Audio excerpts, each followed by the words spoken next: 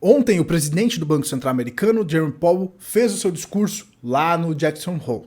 E é claro que nesse vídeo nós vamos observar as falas do Powell para compreender o contexto e o que esperar da política monetária nos próximos meses.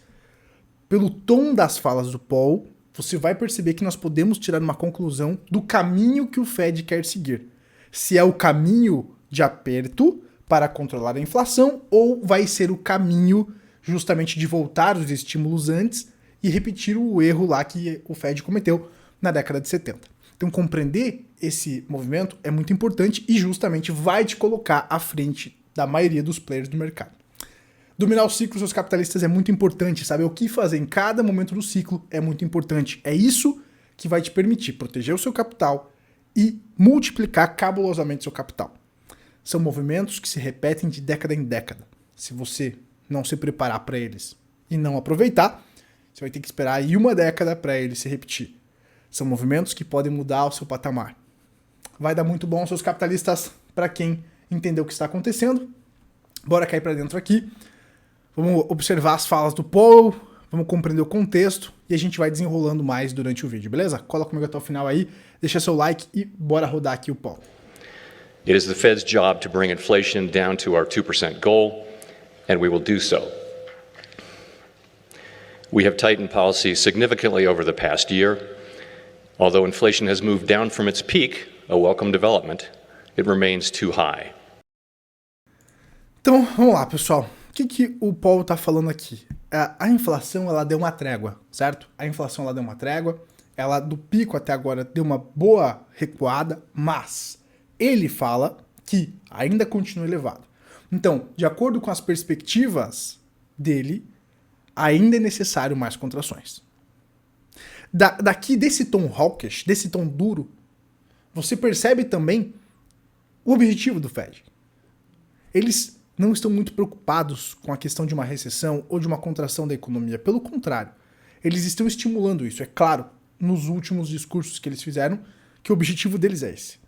O problema é que a maioria da galera não percebe. Tá nítido, tá escancarado o objetivo deles, mas a galera não percebe. Você pode desenhar que a maioria dos economistas, dos youtubers, não se ligam. E por isso que a maioria tá tão otimista. E provavelmente tá ficando preso no topo do mercado, nesse movimento onde os institucionais vão vender para as sardinhas. Então, pessoal, vamos continuando aqui, mas a gente consegue já nessa primeira frase do Powell perceber o objetivo dele. Um tom hawkish. O tom hawkish eu falei para vocês no vídeo de ontem que ele teria justamente apenas por observar os números. Se você não assistiu o vídeo de ontem, o problema é a consequência do controle da inflação, recomendo que você assista, porque a gente antecipou muito do que ele falaria, apenas compreendendo o contexto e olhando os indicadores. Por isso que é importante você ter o conhecimento dessa leitura contextual de ciclo. Vamos lá. We are prepared to raise rates further if appropriate and intend to hold policy at a restrictive level until we are confident that inflation is moving sustainably down toward our objective. Então vamos lá. Aí, nessa segunda parte, o que ele falou? Que ele está disposto a aumentar mais as taxas de juros ou manter a política restritiva por mais tempo, até que a meta da taxa de juros seja alcançada, esse controle da inflação se estabilize. Isso é justamente ele afirmando, nós não queremos repetir o mesmo erro da década de 70. Tá, pessoal?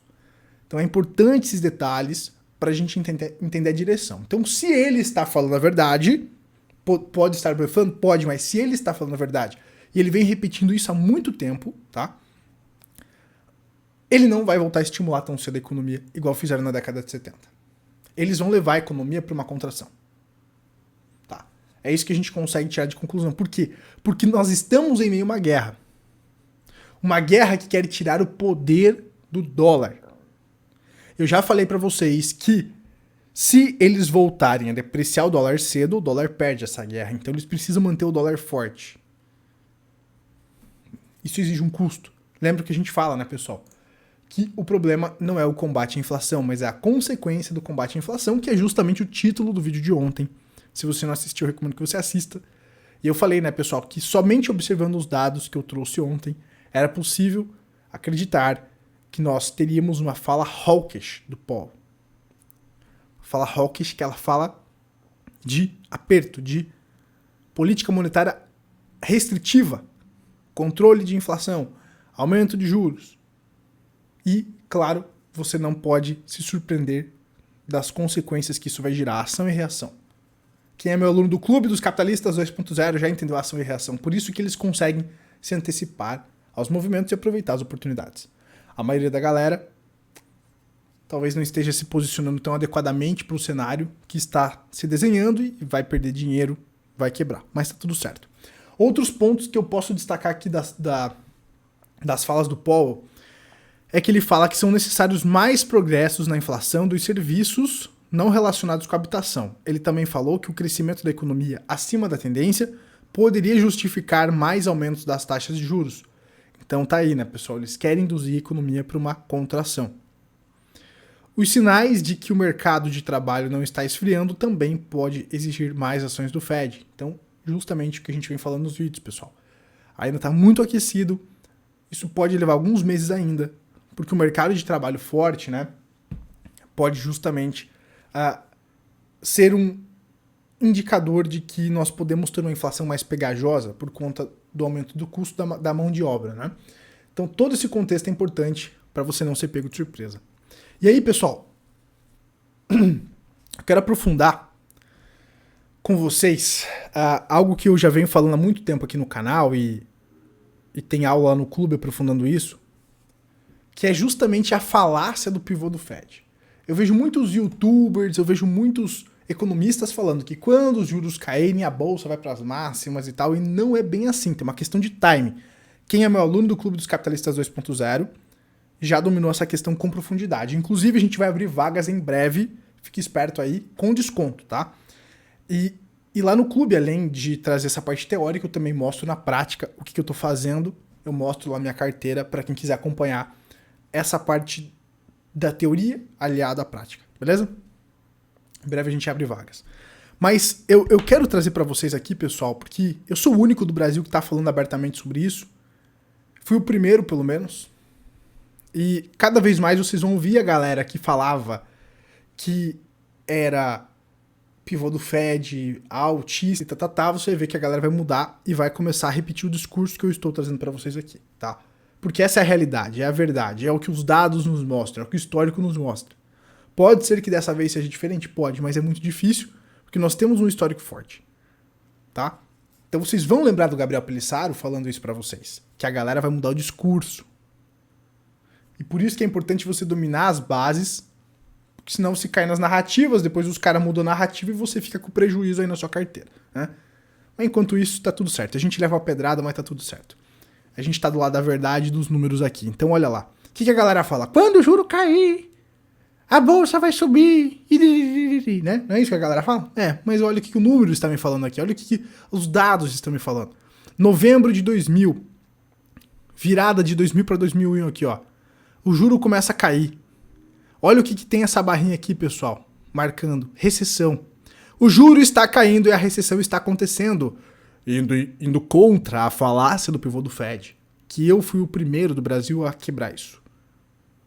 Não tem essa história que a galera fala que quando o juro cai, a bolsa sobe e o mundo vira o mundo da Frozen, da Barbie. Não é assim. Ah, mas só foi isolado em 2000, Gabriel. Teve um crash lá, mas é porque estourou a bolha das .com. Não foi por conta da Enron, de todo o lixo que surge em fins de ciclo. Não foi por causa disso.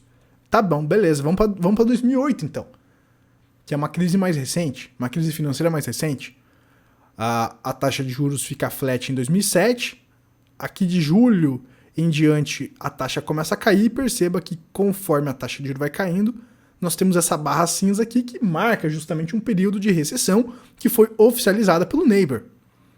Então quando a taxa de juros está caindo, é quando a recessão é oficializada.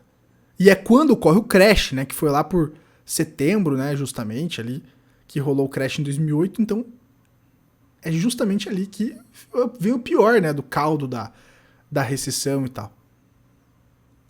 Mas, poxa, cadê aquela história que os youtubers contam, que os economistas falam para vocês ficarem presos no topo? Porque eu acredito que agora o mercado está armando uma armadilha para aprender e sair disso no topo. Então essas narrativas otimistas é justamente para aprender a galera no topo, tá? Pelo menos essa é a minha opinião. Posso estar errado, aí você toma as suas próprias decisões, né? Mas vamos lá. Então nós temos esse movimento aqui. E agora nós ainda estamos no movimento de elevação da taxa de juros. Por que ocorre essas crises, essas recessões, quando o juro está caindo? Porque o Fed observa indicadores atrasados. O indicador do mercado de trabalho é atrasado. Por isso que lá no Clube dos Capitalistas 2.0 a gente fala dos indicadores antecedentes, coincidentes e atrasados. Só que a galera não tem esse conhecimento de base e aí fica no escuro. É igual você investir com os olhos fechados, né? Pois é. Então a grande jogada, pessoal, é que o Fed observa indicadores atrasados e por isso que ele sempre está atrasado.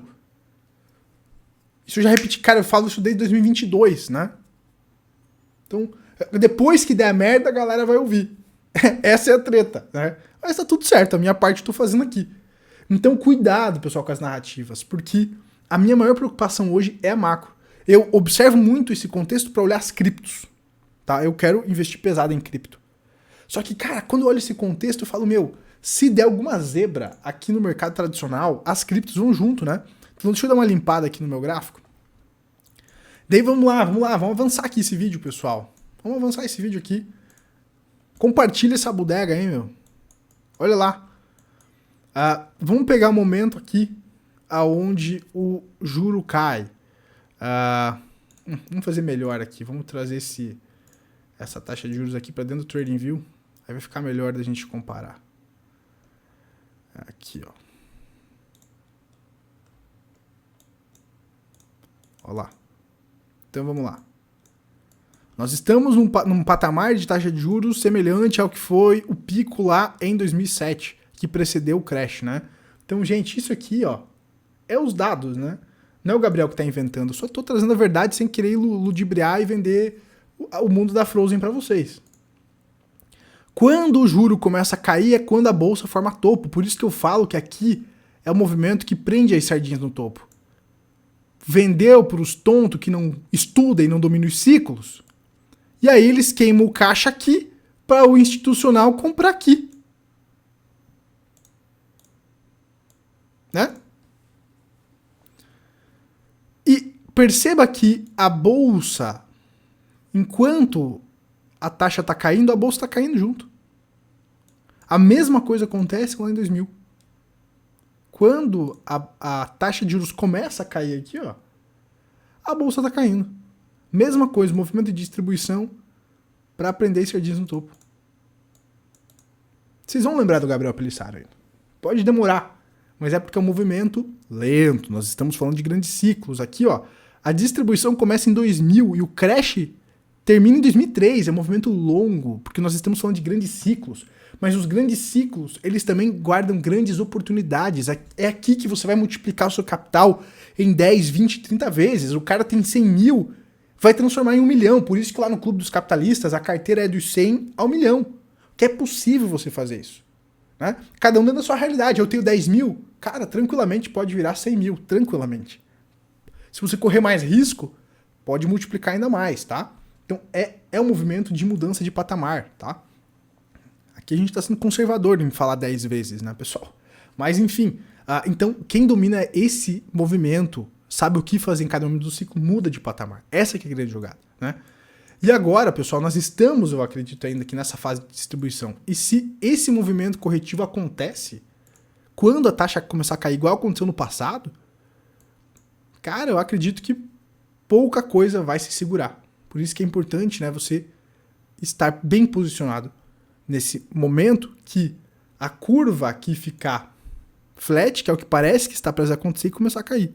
Porque o Fed ele vai voltar a estimular a economia atrasado, depois que a AM já foi jogar no ventilador. Eles sempre tomam atitudes atrasadas. Né? Essa que é a grande jogada dos capitalistas. E aí, meus amigos, eu não sei se o Bitcoin vai se segurar. Tá? Se a gente observar aqui, por exemplo, um cisne negro que aconteceu lá em 2020, o Bitcoin não tem muito histórico, eu olho muito o mercado tradicional para me posicionar nas criptos, porque as criptos é que vão me dar 10, 20, 50 vezes potencial de multiplicação de capital. É você ter 100 mil reais e sair de um ciclo lá por 2026, quem sabe 2027, com 5 milhões. Né? É cabuloso o que pode acontecer aqui, se você dominar o que está acontecendo. Nós já temos as altcoins nas mínimas, já começa a ficar interessante se posicionar. Mas se vem essa treta da macro, a busca por liquidez pode fazer esses ativos corrigirem, né? Então é essa que é a grande jogada.